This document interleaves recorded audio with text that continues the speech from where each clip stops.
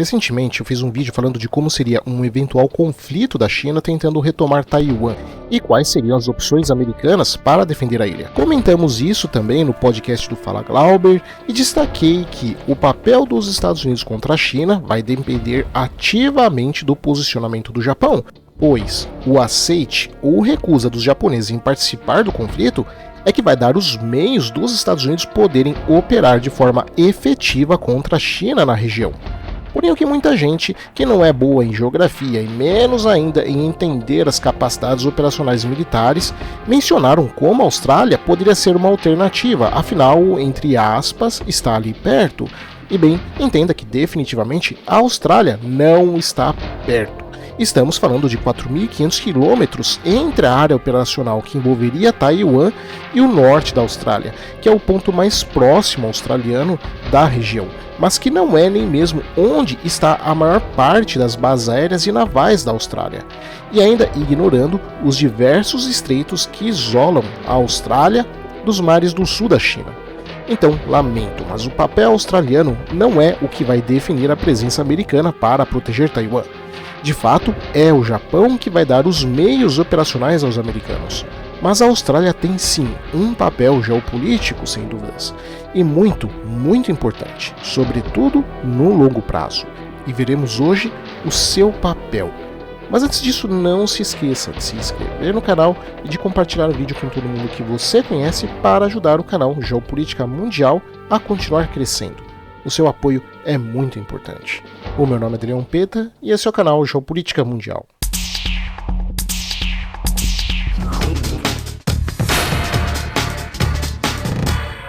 E pessoal, esse vídeo é de geopolítica genuína, geopolítica de verdade. E como sempre, quando falamos de geopolítica, falamos também obrigatoriamente de segurança no sentido amplo da palavra segurança.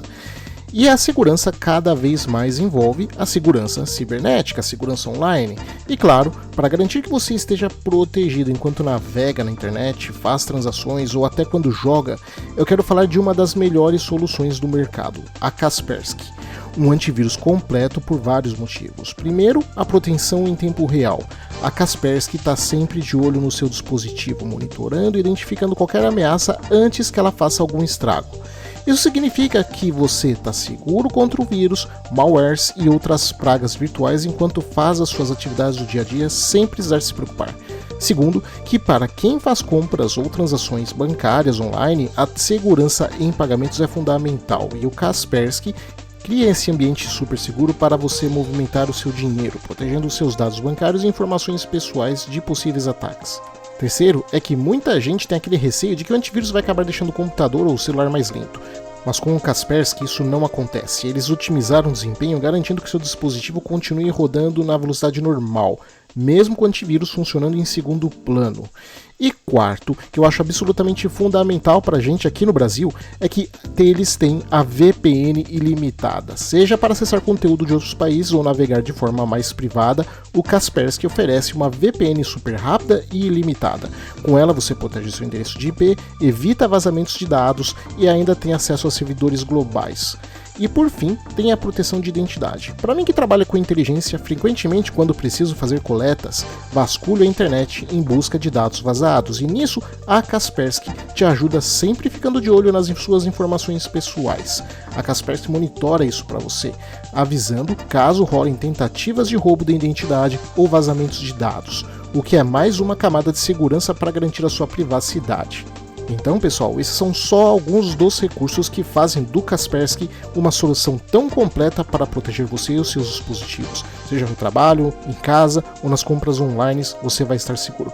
Vou deixar o link na descrição, então dá uma conferida lá e garanta a sua assinatura para ficar protegido. Comprando o Kaspersky Premium, você não só ajuda o canal, mas também fica seguro e ajuda você mesmo e os seus dispositivos. A Austrália é uma nação insular, ou seja, é uma enorme ilha que abrange a bacia do Oceano Índico e o Pacífico Sul. No passado era uma colônia do Reino Unido quando começou a ir em direção à independência em 1901, sendo que hoje a comunidade da Austrália inclui a parte continental do continente australiano, a Tasmânia e mais de 8.000 outras ilhas nas águas em torno do continente principal. O interior da Austrália é principalmente desértico e é uma área enorme que, em sua quase que totalidade, é inabitável.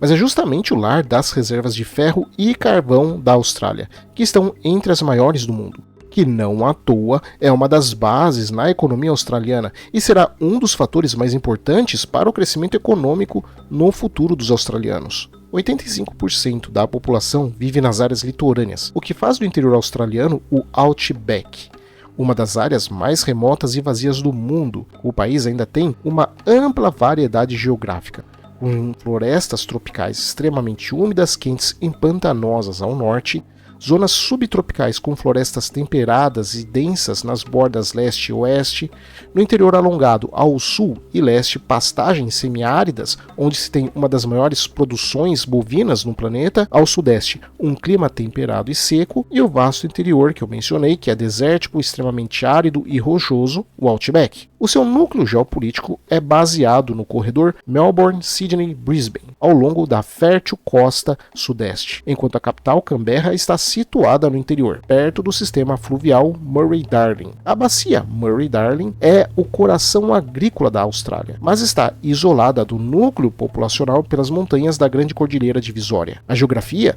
tornou a Austrália um dos países mais isolados do mundo, fato que não à toa produziu um ecossistema dos mais únicos e especializados do planeta, alguns dos ecossistemas mais particulares que existem no mundo. Ao oeste se abre o Oceano Índico, com pouquíssimas ilhas interessantes ou de uso. Ao norte, o país é isolado dos riquíssimos mares asiáticos pelas ilhas indonésias que filtram as rotas por vários estreitos. A leste, as ilhas da Nova Zelândia, ainda mais remota que a Austrália, e o território francês da Nova Caledônia, que se abrem em direção ao vasto Oceano Pacífico.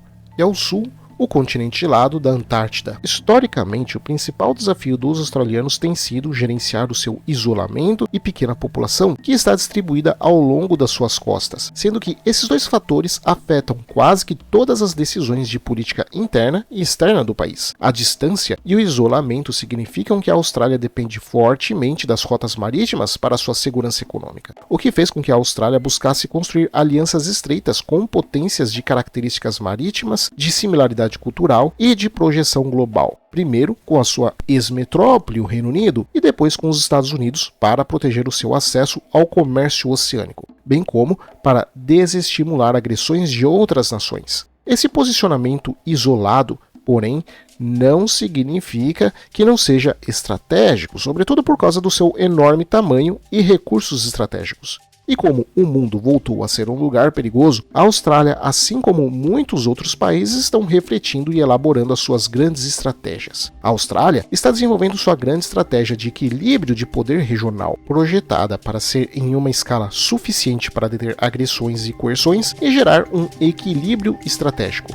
Sendo que este equilíbrio de poder australiano está claramente focado no nível das grandes potências e direcionado à China, reconhecendo que a Austrália não pode sozinha equilibrar tal poder, então se voltando para a defesa coletiva, o que mostra que não é coincidência o fato de que o ministro das Relações Exteriores da Austrália já tenha declarado que os Estados Unidos são centrais para o equilíbrio da Austrália. Diplomaticamente, a Austrália está aprofundando sua aliança com os Estados Unidos e seus laços históricos com o Reino Unido através da nova parceria Austrália-Reino Unido-Estados Unidos, a AUKUS, depois de ter jogado para debaixo do tapete uma fracassada tentativa de aproximação com a França e, ao mesmo tempo, em que intensifica sua relação de defesa com o Japão. No plano doméstico, a Austrália está fortalecendo a resiliência da sociedade ao criminalizar a interferência política estrangeira, bloqueando empresas de telecomunicações específicas que sejam estrangeiras, endurecendo as leis de investimento estrangeiro, fortalecendo as regulamentações de infraestrutura crítica e de combate a atividades hostis de desinformação. Atos estes que, se fossem feitos pela Rússia, Índia, China ou mesmo Brasil, seriam taxados de antidemocráticos, então todo cuidado é pouco. Já militarmente, a Austrália está adquirindo novos mísseis de ataque de longo alcance, encomendando 11 navios de guerra, atualizando bases de defesa no norte e desenvolvendo capacidades cibernéticas ofensivas. Para construir o poder nacional necessário, a Austrália está fazendo vários investimentos especializados, como o novo pacote Future Made in Australia e o Fundo Nacional de Reconstrução, que tem como alvo a capacidade de defesa, a manufatura avançada e tecnologias tidas como críticas.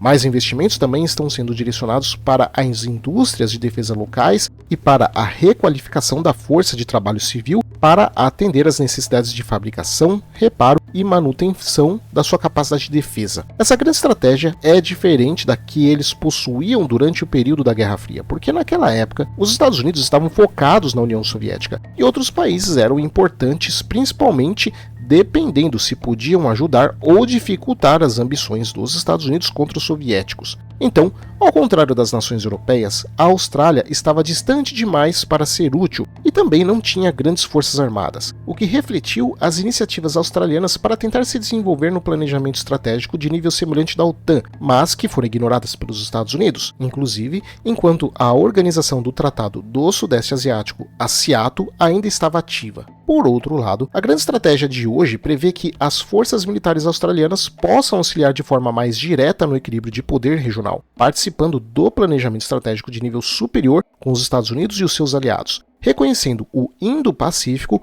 como o principal novo fronte e reconhecendo a importância geográfica especial da Austrália. Em 1951, a Austrália esperava um tratamento especial com os Estados Unidos que proporcionasse a eles uma forte garantia de segurança australiana, semelhante ao que existe no Tratado da OTAN, com uma obrigação firme de todas as partes de agir em conjunto para enfrentar perigos em comum. Mas a Austrália fracassou, porque sua aliança em nada parecia a redação mais forte no Tratado da OTAN, como de quartéis generais multinacionais permanentes nos níveis estratégicos, operacional e de componentes, de corpos logísticos e de contribuições de financiamento comum. E, em vez disso, o apoio dos Estados Unidos à Austrália se mantinha apenas de acordo com a situação, ou seja, dependia da avaliação de Washington sobre os seus interesses no momento de uma eventual crise. E quando os interesses globais dos Estados Unidos não estavam envolvidos ou não se alinhavam com os da Austrália, essa fraca aliança se mostrou inútil, o que fez com que os australianos desenvolvessem um forte medo de serem abandonados pelos Estados Unidos em caso de uma crise ou uma guerra. Até por isso, os australianos adotaram uma estratégia de sempre auxiliar os Estados Unidos em seus momentos de necessidade, esperando com isso cultivar uma obrigação recíproca para futuras necessidades australianas. E por isso, vimos os australianos envolvidos com os Estados Unidos em atividades militares na Coreia, Vietnã, na região do Golfo Pérsico, Somália, Afeganistão e Iraque. Basicamente, a Austrália era o irmão caçula que fica seguindo o irmão mais velho, esperando ter alguma atenção especial, enquanto o irmão mais velho está mais preocupado com seus amigos e as namoradinhas da mesma idade, quase que ignorando esse irmão menor que segue ele para onde ele for. Mas, olhando além das grandes potências, a Austrália elaborou uma grande estratégia de engajamento focada também nas potências médias e menores do Indo-Pacífico. Essa estratégia tem a colaboração com esses países para alcançar objetivos comuns. Diferente do foco tradicional diplomático, focado no papel do Estado, o engajamento dos australianos tem tentado uma abordagem de baixo para cima, trabalhando com governos, burocracias estatais, grupos empresariais, organizações não governamentais, grupos acadêmicos e comunidades civis. A ideia seria envolver um soft power australiano, criando a tese de que a interdependência e interconectividade vai criar esta rede de aliados fortemente vinculados. A grande estratégia de engajamento da Austrália envolve trabalhar com o Sudeste Asiático e os países do Sudoeste do Pacífico. A intenção é melhorar as circunstâncias das nações participantes, mantendo todos conectados em interesses simultâneos. E para isso, os australianos têm feito vários acordos econômicos regionais, incluindo o Acordo Abrangente e Progressivo para a Parceria Transpacífica, que tem 11 nações, o Acordo de Parceria Econômica Regional Abrangente, com 15 nações, o Acordo de Relações Econômicas Mais Próximas Plus, com 10 nações, o Acordo Abrangente de Parceria Econômica Indonésia-Austrália e o Acordo de Cooperação Econômica e Comércio Austrália-Índia. E para capitalizar esses acordos, uma nova estratégia nacional para maior comércio e investimento entre a Austrália e o Sudeste Asiático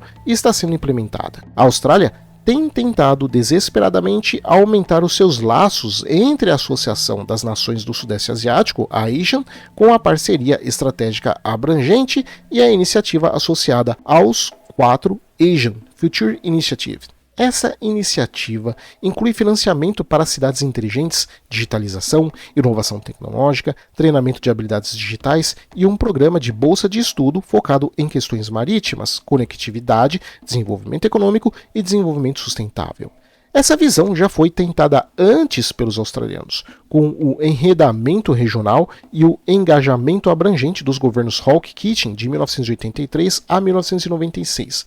Mas no contexto de hoje é diferente, porque agora a descolonização já foi concluída há muito tempo e os pesos econômicos relativos da Austrália e dos maiores estados regionais mudaram drasticamente, sendo que a urbanização e a industrialização aumentaram por toda a região e a China se tornou um gigante econômico. Já do ponto de vista militar, o engajamento envolve manter uma presença australiana no Sudeste Asiático e no Sudoeste do Pacífico, além de tentar aumentar parcerias regionais. Essa interação é guiada pelo Plano de Engajamento Internacional de Defesa, que é produzido anualmente. O plano envolve conversas militares de chefe para chefe, grandes exercícios aéreos multinacionais, como o Exercise Pitch Black, que pode incluir aeronaves da Indonésia, Malásia, Índia, Japão, Singapura, Filipinas e República da Coreia, e interações em níveis de unidades, como o treinamento de mobilidade aérea entre a Força Aérea Real Australiana e a Força Aérea da República de Singapura na base RAAF em Richmond, perto de Sydney, e também vários programas de colaboração com o Programa de Segurança Marítima do Pacífico, que apoia as capacidades de vigilância regional e está fornecendo 21 barcos de patrulha classe Guardian para 12 países insulares do Pacífico e para o Timor-Leste. As parcerias de infraestrutura de defesa envolvem projetos conjuntos grandes, com Papua Nova Guiné, Fiji, Vanuatu e as Ilhas Salomão, incluindo 12 modernizações de cais, e ainda o Programa de Cooperação Cibernética e de Tecnologias Críticas, colaborando com países insulares do Pacífico em resistência cibernética, incluindo cooperação em segurança cibernética e combate ao crime cibernético. Mas as questões que fogem da visão dos australianos sobre a estratégia em torno da ideia de interdependência e interconectividade são duas. A primeira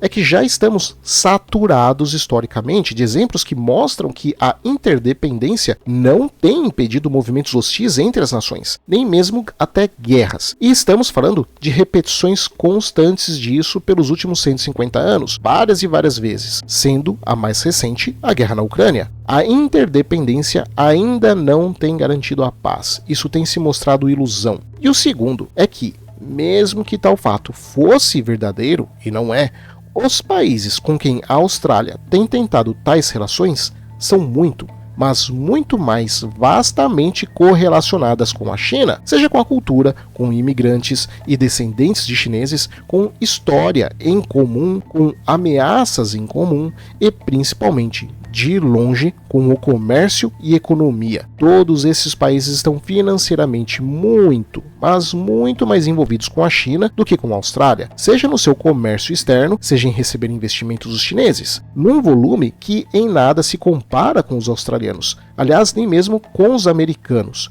Então essa grande estratégia de interconexão é uma aposta arriscada, porque ou ela está errada ou ela até está certa, mas tais países estão mais conectados com a China do que com os australianos. Mas a falta de visão estratégica é até pior em algumas circunstâncias, parecendo até mesmo piada, porque os militares australianos têm frequentemente aumentado a pressão do governo por mais orçamento militar para proteger a Austrália, as rotas comerciais australianas e os clientes australianos, porque, de acordo com eles, esses elementos estão sendo colocados em perigo pela ascensão da China. Mas a pegadinha é que o seu principal cliente é a China. Então, resumindo, basicamente, os australianos querem mais orçamento para defender o seu comércio externo, que na maioria dos casos é com a China, para manter as suas rotas comerciais, que estão em sua maioria direcionadas para a China, para garantir que seus principais clientes, os chineses, não sejam ameaçados pela nação que os australianos consideram como sua maior ameaça, que é a China. Então sim, a Austrália tem um problema sério que precisa resolver, de certa forma, até tal como o Brasil, ou pelo menos parte do Brasil, que é como se entender dentro dessa caixa de relação com os Estados Unidos e com a China. E isso se agrava pela profunda relação histórica e cultural que os australianos têm com os americanos e com os ingleses. Porque como a Austrália não é um estado pivô na geopolítica do planeta, ela acaba sendo condicionada pelos interesses e tomadas de decisão de terceiros.